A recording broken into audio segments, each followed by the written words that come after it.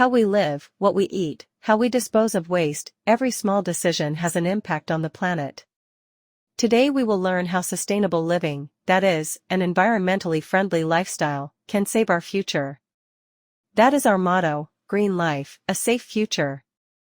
Today the world is plagued by various problems: climate change, plastic pollution, deforestation, and water waste. The root cause of all these problems is our daily subconscious habits. But the good news is, we can change if we want to, by changing some of our small decisions. Sustainable living means a lifestyle that harms the environment less. For example, using reusable bags, composting, eating local and seasonal food, saving electricity. These habits not only benefit nature, but also benefit our health and costs. You can start today if you want. Backhand index pointing right: use cloth bags when you go to the market. Backhand index pointing right: compost organic waste from your home and make fertilizer.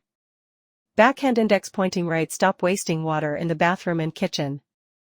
Backhand index pointing right: reduce electricity use, use daylight. You can even make usable things out of old clothes. Sustainable living is not a trend, it is a necessity now.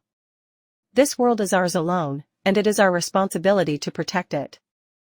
Start a new green habit today. If you like the video, like, share, and don't forget to subscribe to our channel.